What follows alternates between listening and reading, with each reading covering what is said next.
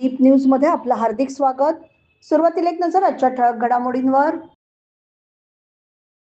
खाडीपट्टा 24 तासांपेक्षा जास्त वेळ अंधारात, खाडीपट्ट्यातील नागरिकांची महावितरणच्या कार्यालयावर धडक।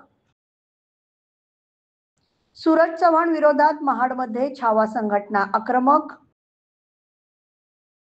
MIB गर्ल्स हायस्कूल आणि ज्युनियर कॉलेजमध्ये विद्यार्थिनी मंत्रिमंडळाची स्थापना। खेड येथील प्रजापिता ब्रह्मकुमारी विद्यालय येथे श्रावण महिन्यानिमित्त 3 दिवसीय राजयोग शिबिराचं आयोजन।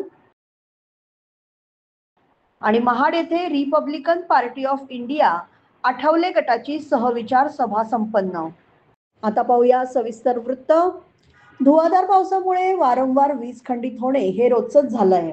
महावितरणच्या कामाचा फटका पंचकृषीमधील नांदगाव, कोरेगाव, शिरशी, आमशेत, रजवेल, सवणस आदी गावांना बसला असून या गावांमध्ये विजेचा खेळखंडोबा चालू आहे। खरं तर 12 तासांपेक्षा जास्त वेळ ग्राहकाला अंधारात ठेवता येत नाही असा नियम असताना या पंचकृषीमध्ये गेले 2 दिवस लोक काळोखात आहेत। या पंचकृषीतील लोकांनी महावितरणकडे संपर्क साधण्याचा प्रयत्न केला असता फोन न लागणे, फोनवरती नीट न बोलणे असे प्रकार अधिकाऱ्यांकडून होतात। या गोष्टींचा फटका सर्वसामान्य विद्यार्थ्यांना बसतो। शेतकरी शेतीची कामे करत असताना विंचू दंश, जीव जनावर चावणे असे सर्व प्रकार या खाडीपट्ट्यात होतात। अशा वेळेला जर प्राथमिक उपचारासाठी दवाखान्यात नेले तर वीज नसल्यामुळे त्याचा मोठा फटका या व्यक्तीला बसतो। खरं तर महावितरणच्या ढोबळ कारभाराचा फटका नाहक ग्राहकाला बसतोय। यामुळे खाडीपट्ट्यामध्ये तीव्र नाराजी व्यक्त होते। खाडीपट्ट्यातील नागरिकांनी महावितरणच्या कार्यालयावर धडक दिली आणि 2 दिवसापासून बंद असलेल्या गावांमध्ये लाईट नसल्याने तेथे त्वरित वीज चालू करावी अशी अधिकाऱ्यांना समज देऊन कारभार कसा सुधरेल याकडे लक्ष द्यावे अशी मागणी करण्यात आली। यावेळी सामाजिक कार्यकर्ते जलालभाई राजपूरकर, दाऊद दुदुके, सिकंदर मुसा यांच्यासह खाडीपट्ट्यातील नागरिक मोठ्या संख्येने उपस्थित होते। स्टाफच्या बरोबर किंवा तुमच्या इंजिनियरच्या बरोबर तिथं खालीमध्ये लाईनच्या खाली बसलेलो होतो।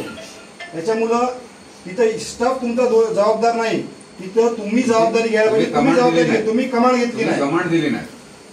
आमचा आरोप तो की तुम्ही कमांड दिली नाही, तुमच्याकडून कमांड मिळते। वारंवार आपण लिंक लाईन टाकलेली आहे ना, खेडवरून 11 kV दिलेली आहे ना, मग त्याला खेडवाले तिथे जाऊन जंपन सोडून ठेवतात। हे का होते? वारंवार जंप सोडून ठेवतात तिथे खालीमध्ये।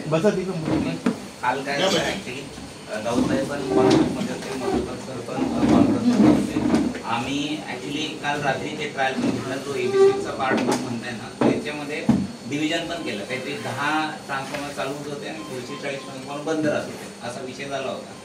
परंतु 10 कोणते ट्रान्सफॉर्मर चालू राहतील हा जेव्हा आपण म्हणजे विचार केला तेव्हा जे म्हणजे मॅक्झिमम एरिया आहे तो म्हणजे अंधारातच राहणार होता, असा विषय झाला होता। काल तुम्ही पण होते की जे पहिले 10 ट्रान्सफॉर्मर चालू राहतील, साहेबांनी म्हणजे कॉन्फरन्समध्ये असताना ते नाव पण विचारले कोणते कोणते गावं चालू होते।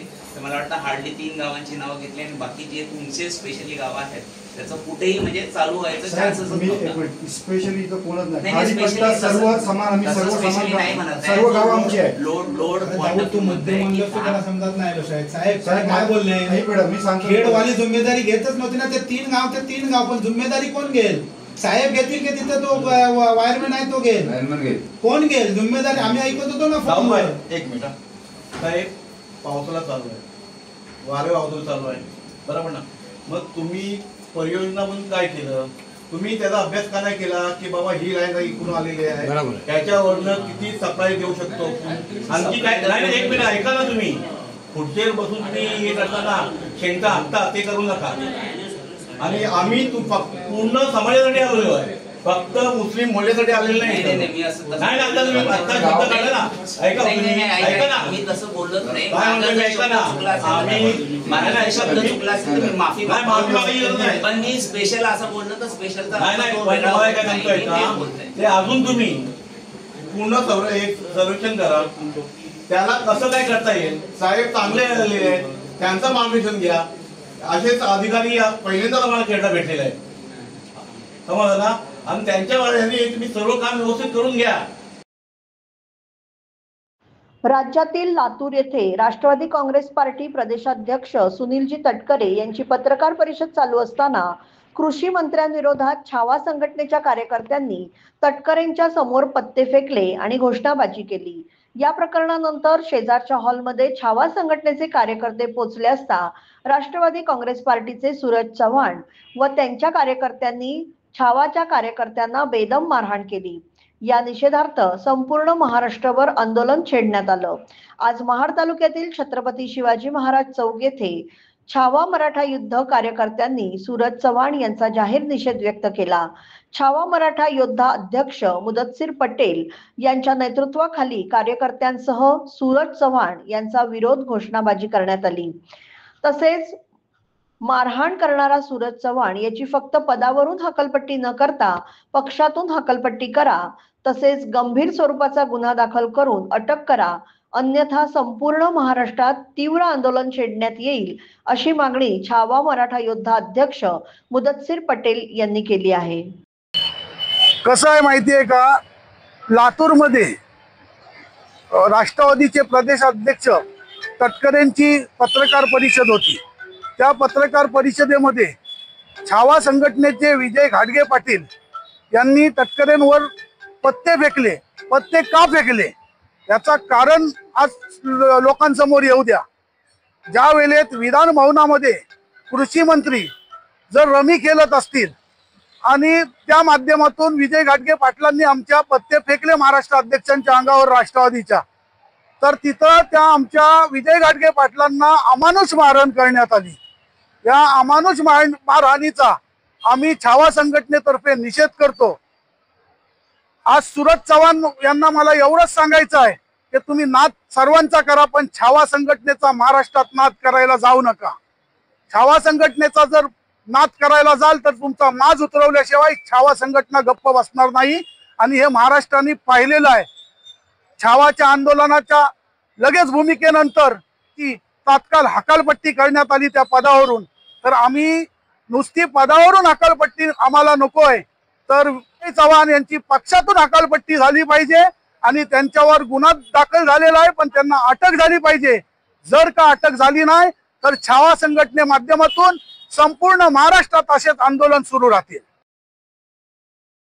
खेड शहरातील बजम-ए-इम्दादियाच्या MIB girls high school and junior कॉलेजमध्ये शैक्षणिक वर्ष 2025-26च्या मंत्रिमंडळाची स्थापना नुकतीच लोकशाही पद्धतीने निवडणुकीने करण्यात आली। प्रधानमंत्री म्हणून मरियम जावेद चौगुले, अध्यक्षपदी इकरा नाडकर, उपाध्यक्षपदी मनाल चौगुले तर विरोधी पक्षनेतेपदी हाफिजा खोत यांची निवड करण्यात आली आहे। प्रशालेच्या मुख्याध्यापिका रुबिना कडवईकर यांनी नवीन मंत्रिमंडळाचं अभिनंदन करून भविष्यकालीन प्रगती आणि कर्तव्य निष्ठेसाठी शुभेच्छा दिल्या। शुक्रवार दिनांक 25 जुलैपासून श्रावण महिन्याला सुरुवात होते। त्याचं औचित्य साधून प्रजापिता ब्रह्मकुमारी ईश्वरीय विश्वविद्यालय खेड येथे 25, 26 आणि 27 जुलै या 3 दिवसांमध्ये राजयोग शिबिराचं आयोजन करण्यात आलं आहे। या शिबिरात शिव परमात्माचा सत्य परिचय, त्यांच्याशी असलेले आपले श्रेष्ठ संबंध आणि बुद्धी योगद्वारे थेट परमात्म्याशी कनेक्ट होण्याची सहज कला याचं मार्गदर्शन दिलं जाणार आहे। शिव परमात्म्याशी नाते जोडल्यावर मिळणाऱ्या शांती, आनंद आणि आध्यात्मिक वारशाचा अनुभव प्रत्यक्ष घ्यायला मिळणार आहे। हे शिबिर सकाळी 9 ते 10, दुपारी 3 ते 4 आणि सायंकाळी 6 ते 7 अशा वेळेत घेण्यात येणार आहे। या शिबिरात सहभागी होण्यासाठी कोणतीही फी नाही। इच्छुक व्यक्तींनी वरीलपैकी कोणत्याही एका वेळेत उपस्थित राहून या ईश्वरीय अनुभूतीचा लाभ घ्यावा असं आवाहन ब्रह्मकुमारी गीता बहनजी यांनी केलंय। Republican party of India Athawale गटाची सहविचार सभा 21 जुलै 2025 रोजी महाड शासकीय विश्रामगृह येथे आयोजित करण्यात आली होती। भारतीय रिपब्लिकन पक्षाचा 68वा वर्धापन दिन सोहळा 3 ऑगस्ट 2025 रोजी दुपारी 3 वाजता महाड क्रांतीभूमी येथे राष्ट्रीय अध्यक्ष सामाजिक न्याय आणि राज्यमंत्री नामदार डॉक्टर रामदासजी आठवले यांच्या उपस्थितीत पार पडणार असल्याचं यावेळी सांगण्यात आलं। या वर्धापन दिनाला हजारोंच्या संख्येने कार्यकर्ते सभासीत उपस्थित राहावे असं आवाहन देखील करण्यात आलं। या सहविचार सभेला युवक कोकण प्रदेश अध्यक्ष सुशांत सकपाळ, महाड तालुका सचिव लक्ष्मण जाधव तसेच पदाधिकारी आणि युवक मोठ्या संख्येने उपस्थित होते। आजची रिपब्लिकन पार्टी ऑफ इंडिया प्रांत अध्यक्ष या नात्यानं संपूर्ण कोकण प्रांताची बैठक आज इथे डॉक्टर बाबासाहेब आंबेडकर यांनी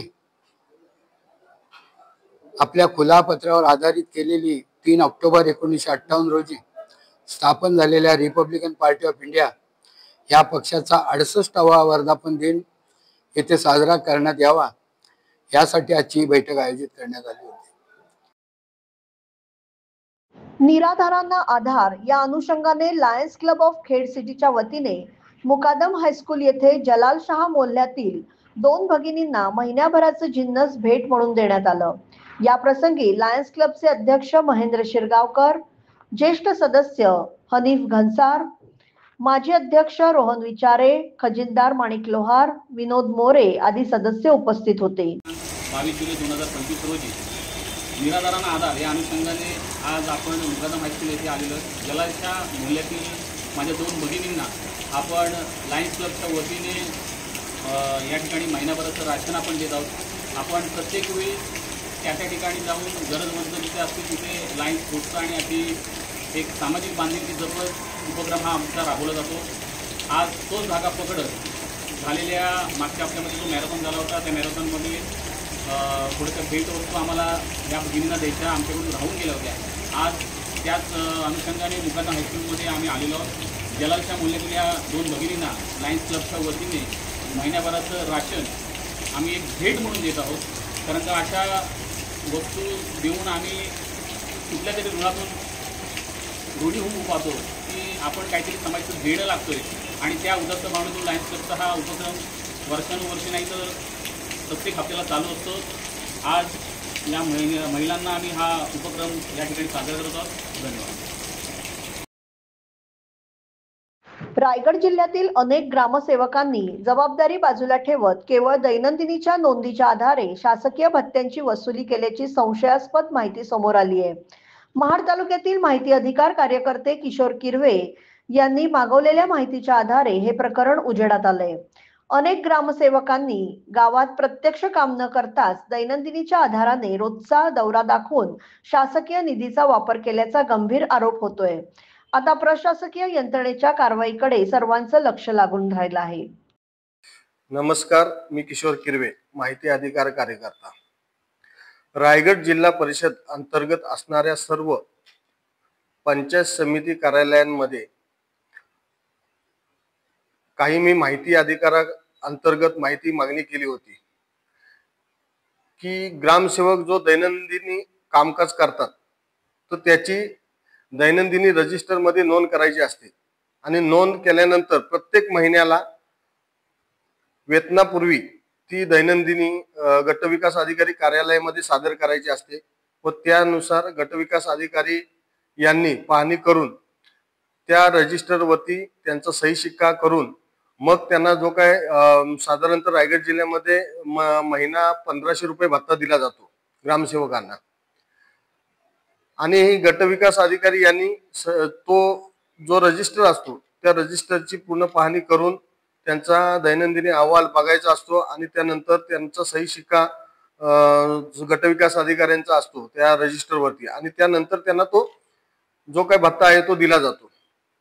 परंतु मी जवळजवळ दक्षिण रायगड मधल्या असणाऱ्या सर्व पंचायत समिती कार्यालयांमध्ये मागील 2 महिन्यांपासून पत्रव्यवहार करतोय माहिती अधिकाराअंतर्गत आणि यातून मला जी मिळालेली माहिती आहे की 90% ग्रामसेवकांनी दैनंदिनी मेंटेन केलीच नाही, दैनंदिनी नोंद केलीच नाही, कोणत्याही त्यांच्याकडे रजिस्टर उपलब्ध नाहीत. आणि असे असताना पंचायत समितीतील काही कर्मचारी असतील त्यांना हाताशी धरून ते भत्ता लाटण्याचा प्रकार अनेक वर्षांपासून हा सुरू आहे आणि जवळजवळ नाही म्हटलं तर हा करोडो रुपयाचा भ्रष्टाचार आहे अनेक वर्षांपासूनचा. परंतु याकडे गटविकास अधिकाऱ्यांनी कधी लक्ष टाकलेलं नाही, ना जिल्हा परिषदच्या शिवोनी कधी लक्ष टाकलेलं आहे. आणि एवढा मोठा भ्रष्टाचार हा अनेक वर्षांपासून चालू आहे, तो आज चालूच आहे. याला मात्र अगदी कुठंतरी थांबवणं फार गरजेचं आहे, कारण हा जनतेचा पैसा आहे आणि जनतेच्या कामासाठी हा लोकसेवक नेमलेला आहे आणि तो लोकसेवक जनतेचं काम करतोय की नाही करतोय हे त्या दैनंदिनीतून स्पष्ट होतं. म्हणजे याचाच अर्थ की दैनंदिनी घेतली गेले परंतु दैनंदिनीत कोणत्याही प्रकारची नोंद नाही. म्हणजे याचा अर्थ त्या लोकसेवकांनी ग्रामसेवकांनी जनतेच्या कामासाठी वेळ अजिबात कुठेही खर्ची केलेला नाही, जनतेच्या कामासाठी कुठेही गेलेला नाही, यातून हे निष्पन्न होतंय. आणि अशाच प्रकारे रायगड जिल्ह्यातून पूर्ण रायगड जिल्ह्याची जर का चौकशी केली तर फार मोठा करोडो रुपयाचा घोटाळा हा समोर येण्याची दाट शक्यता आणि माझा ठाम विश्वास आहे. कारण मी जवळजवळ 5 ते 6 पंचायत समितीमध्ये या संदर्भामध्ये पत्रव्यवहार केलेले आहेत, परंतु कुठल्याही पंचायत समितीच्या गट विकास अधिकारी या माझ्या पत्राला उत्तर द्यायला तयार नाही. शेवटी मी जिल्हा परिषदचे मुख्य कार्यकारी अधिकारी आहेत यांच्याकडे तक्रार दाखल केलेली आहे आणि त्यांना मी समिती गठीत करून या संपूर्ण प्रकरणाची चौकशी व अहवाल तयार करून संबंधितांवरती कारवाई करण्यासाठी मागणी केलेली आहे. तर त्यानुसार येत्या काळामध्ये आपण बघू मुख्य कार्यकारी अधिकारी या संदर्भात काय निर्णय घेत आहेत. जर मुख्य कार्यकारी अधिकारी यांनी जर या संदर्भामध्ये आता कोणताही ठोस निर्णय जर घेतला नाही तर मात्र मला पुढील कारवाईसाठी मग ते न्यायालय असेल किंवा राज्य सरकार असेल यांच्याकडे मात्र मला दाद मागावी लागेल. धन्यवाद. खेड येथील उर्दू जिल्हा परिषद शाळा येथील विद्यार्थ्यांना हनीफबाई घनसार यांचा नातू इझान याच्या वाढदिवसानिमित्त शैक्षणिक साहित्य तसेच मुलांना छत्रीचं वाटप करण्यात आलं. या प्रसंगी लायन्स क्लब खेड सिटीचे अध्यक्ष महेंद्र शिरगावकर, माजी अध्यक्ष रोहन विचारे, खजिनदार माणिक लोहार, डॉक्टर मरकड, विनोद मोरे, सागर करवा, हनीफबाई घनसार, शिक्षक आदी उपस्थित होते. वाढदिवस अशा प्रकारे सेवा कार्य करून साजरे करत असल्याबद्दल प्रशालेच्या शिक्षकांनी लायन्सच्या या उपक्रमाचं कौतुक केलंय. स्वच्छ भारत मिशन टप्पा 2 हा 2 ऑक्टोबर 2020 ते 2 ऑक्टोबर 2025 या कालावधीत राबवण्यात येतोय. या अंतर्गत स्वच्छ संरक्षण 2025 ची तपासणी केंद्रस्तरीय पथक प्रमुख विराज गुरव यांच्याकडून 15 जुलै 2025 रोजी कुटरे ग्रामपंचायत येथे करण्यात आली. स्वच्छ सर्वेक्षण 2025 च्या निकषानुसार शाळा, अंगणवाडी, सार्वजनिक स्वच्छतागृह आणि परिसर यांची पाहणी केली. याचबरोबर गावातील शोष खड्डे, हँडवॉश स्टेशन, परसबाग निर्मिती, रस्ते सफाई, गांडूळ खत प्रकल्प यांची पाहणी केली. शिक्षक, अंगणवाडी सेविका, आरोग्य विभाग, ग्रामपंचायत यांच्याशी संवाद साधला आणि समाधान व्यक्त केलं. यावेळी सरपंच संजीव कुमार गुजर, उपसरपंच सुरभी जाधव, ग्रामपंचायत सदस्य राजू होवले, अमरदीप कदम, अंगणवाडी सेविका, सीआरपी, ग्रामपंचायत कर्मचारी, ग्रामस्थ आणि महिला उपस्थित होत्या. सदर कार्यक्रम यशस्वी करण्यासाठी माननीय गटविकास अधिकारी उमा शिवाजीराव घारगे, माननीय अजित माजगावकर, समाजतज्ञ जिल्हा परिषद रत्नागिरी, माननीय सहाय्यक गटविकास अधिकारी प्रमोद केळसकर, विस्तार अधिकारी बीडी कांबळे, बीव्ही पाटील, एमजे केळसकर, बीआरसी लाड व राजे शिर्के मॅडम, तालुक्यातील ग्रामपंचायत अधिकारी यांचं बहुमोल सहकार्य लाभलं. कार्यक्रम यशस्वी झाल्याबद्दल सरपंच संजीव कुमार गुजर व ग्रामपंचायत अधिकारी मंगेश पांचाळ यांनी सर्वांचे आभार मानले. याबरोबरच हे बातमीपत्र संपलं. धन्यवाद.